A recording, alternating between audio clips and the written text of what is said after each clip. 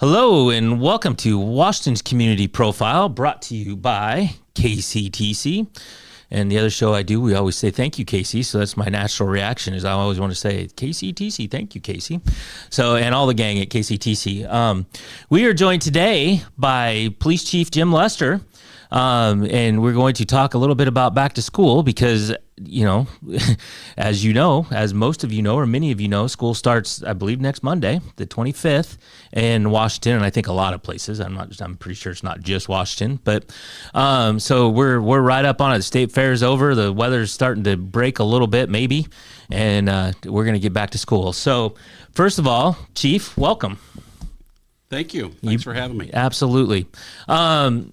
So I'm just going to kind of let you go at it, but I do want to ask one question right off the bat. In Washington, the middle school construction project is done, and they moved from the old building on 4th Avenue, and they're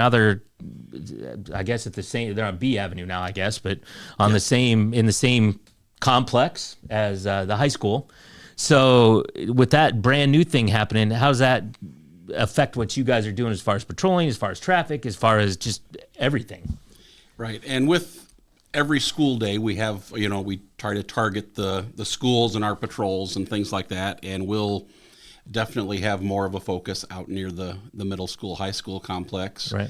And yeah, it will be interesting to see the pickup drop-off scenarios. We're hoping that everyone will follow the maps and the guides that the schools provided. Right. And enter the middle school drop-off as they're going north on South Avenue E, so that they pull into the west side, then they'll exit on Tyler, right, and then go north on C to avoid all the congestion there that's coming down South Avenue B to get to the high school and Sure. where the buses drop off and things like that. Sure.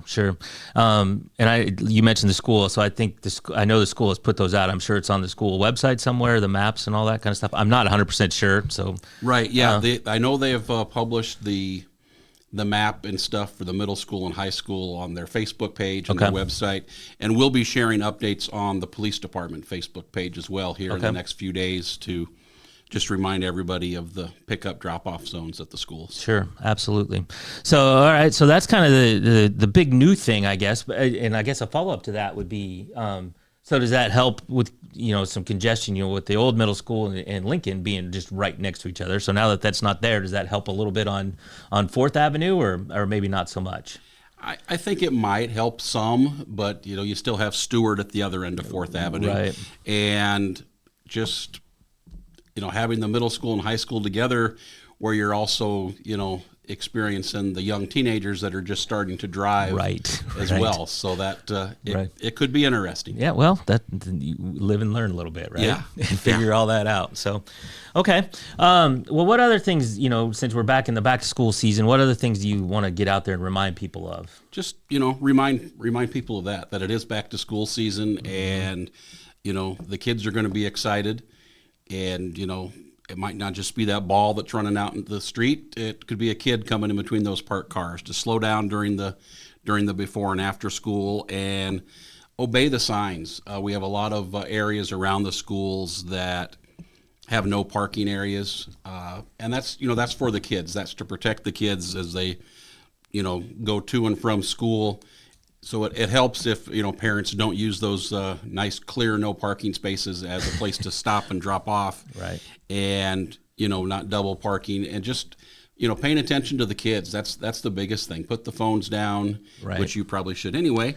State law now, right? Right. But, put the phone down and watch the kids. Make sure you've got that eye-to-eye contact with the kid as they're getting ready to cross the street so they know you see them and they see you. Well, especially, you mentioned the middle school now has they have a very well thought out, planned out drop off pickup. And yes. So, which if everybody follows that, it should help quite a bit, I would think. It will. Yeah. And we work real well with the schools, all the schools. Okay. And they all have, good plans and we help publicize those and the schools do a good job of having staff out there to help direct cars and students the first week or so of school as well. Okay. And this may be a little bit obvious, I guess, but what are the hot times as far as drop off, pick off? They go kind of from this time to this time, or the ones you really have to pay attention to?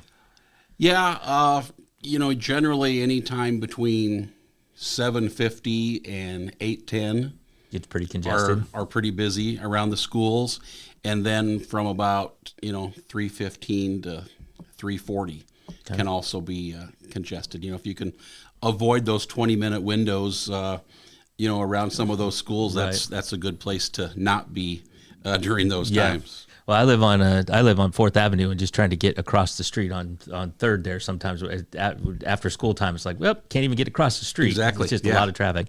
But, and not just around the schools, not speaking for you, but not just around the schools. Once those kids are released, there's traffic all over town about those times. Exactly. Yeah. And, especially school buses. We like to try to remind everyone to pay attention to those school buses.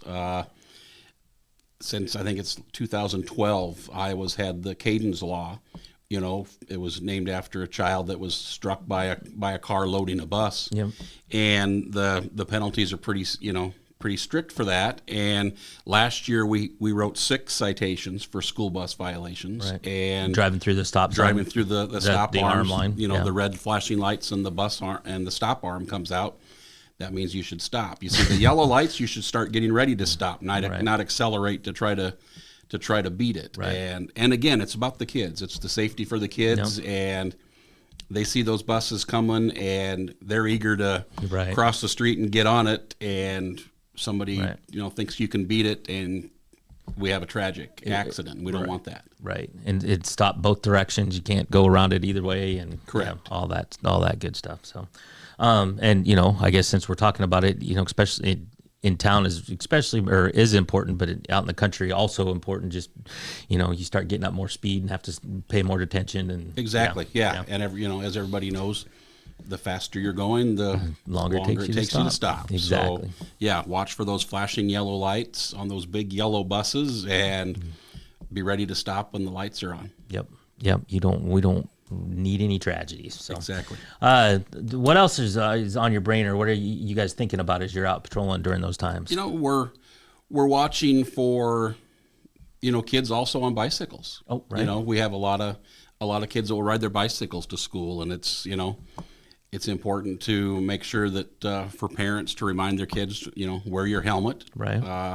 I saw some stats the other day. It's like 70% of serious injuries on bike accidents were because of kids not wearing helmets. So it's important to get those helmets on. Mm-hmm. And, kids walking, I'd encourage parents to maybe take some time before that first day of school to walk the route that you're going to have your kids go to, know that route, know some safe places nearby should something happen. Right.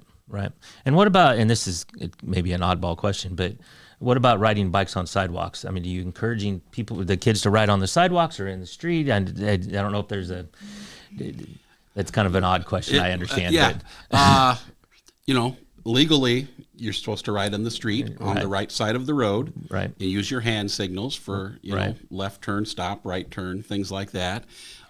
In residential areas, it's not, we don't get as excited about kids riding their bikes on the sidewalks. Right. Just make sure you're yielding to pedestrians on the sidewalks. Right. And, we try to get kids and people in general not to ride their bicycles on the sidewalks in the downtown area. Right. Of course, downtown. Yeah. And then just make sure you're checking before you don't just zip right across the intersection. Exactly. Again, see the eyes of that person driving the car, and the driver of the car see the eyes of that person walking or that person on the bike to know that, you're seeing each other and somebody's going to go first. Okay. All right. Other things on your mind?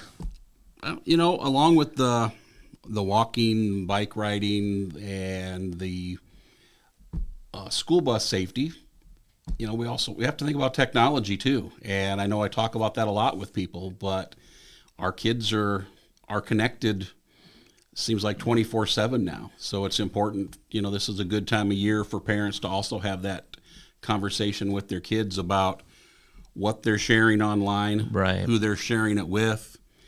And, just the importance of, even for parents, what are you sharing online? You always see, and I sometimes cringe when I see it, those back to school pictures posted on Facebook. And, Right. here's Johnny. He's in third grade. His teacher is Mrs. Jones. and Right. he goes to Lincoln Elementary School. And, if your profile is public, now everybody in the world knows your child's name and where they go to school, the teacher's name. And, Right. you know, And their schedule. we live in a basically. very, we live in a way different world than when it was Yeah, absolutely. 20, 30 years ago when, Probably others going to school. Maybe a more little than farther. that. Maybe, Further back maybe than closer that. to 40 years ago, right? But, yeah. Right. Yeah. So yeah, and so safety is online safety is a huge thing. Also, and maybe you can touch on this. I don't know how much you get involved in this, but cyberbullying and that kind of stuff too. Right. Yeah. We deal with those cases a lot. And it's important for parents to be aware of that and keep an eye on their kids. And just for the fact that, again, showing my age, back in the day, bullying happened at school. Right.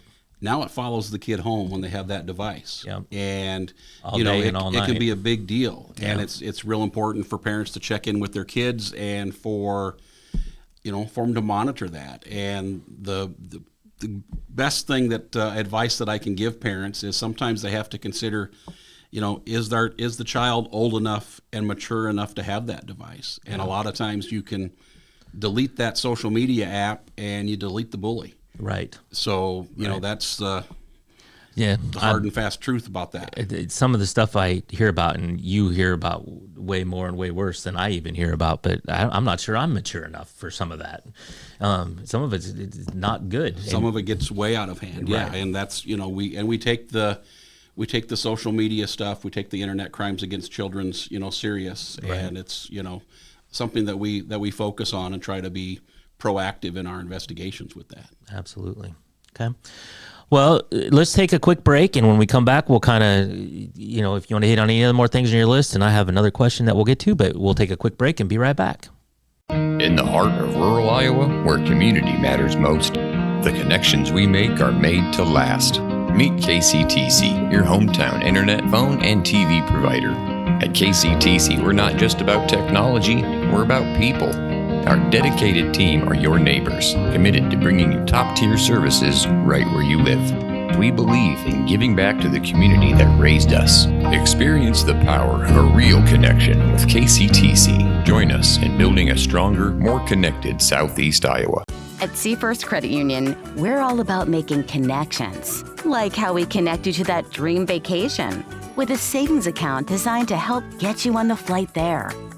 Connect with Seafirst today and see why together is better. The Connie and Amanda team is dedicated to giving back to our community by actively engaging with our clients, businesses, and the public. When it comes to helping you find your next home, investment, or commercial space, the Connie and Amanda team is here for you.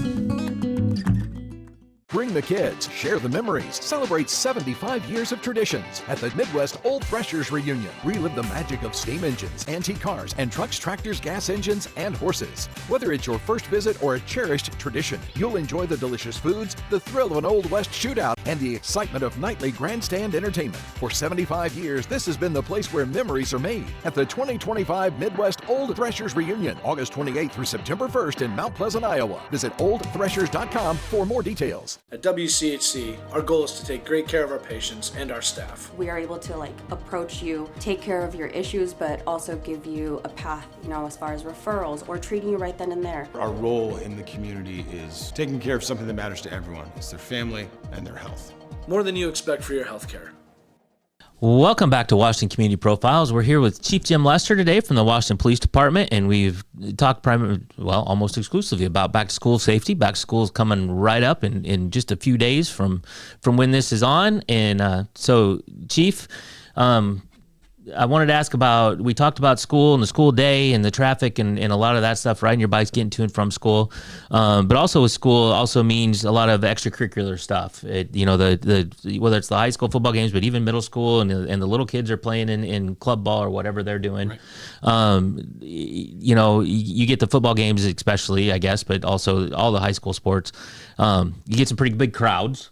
So does that create a different I don't know what the right word is. I want to say challenge, but that's probably not the right word. As far as your guys on the streets and patrolling. Right, and we try to focus on what's happening with the school. The school's a big part of our community, and we try to do a lot of engagement with the school and the students and things like that. So, home football games, we always try to have, officers present for that. We assist the marching band in getting down to the football field, from Lincoln. Right. Every home football game. So there's some extra traffic control and stuff that happens with that to keep the band safe while they're doing that. And yeah, it's just important again for parents to remind their kids that are going to those extracurricular things that if that's what you're there for, try to stay there and watch the game rather than out in the parking lot fighting with others or or things like that. It can be challenging sometimes in the dark parking lots and the extracurricular activities that happen with some teenagers and things like that. But overall, the school does a great job of monitoring those events, and the officers enjoy going to them, whether it's the football games or the events at the high school in itself, the volleyball, basketball, wrestling, things like that. Yep. Around Case Field is an interesting challenge, I'm sure, just with parking, and there's not much you can do. Not much you can do about that, but it gets a little nuts around there. It does. So, okay. Well, Chief, anything else on your mind that you want to bring out about this, or anything really? But no, I don't think so. Just to remind everybody to slow down. And, the goal is to make sure the kids get to school safely and get home safely every day. Absolutely. Okay. Well, Chief Jim Lester, I appreciate you being here and the good information. Hopefully everybody's paying attention and we have a good, safe school year. Thanks. We hope so. Yep. And we will see you next time. Thanks.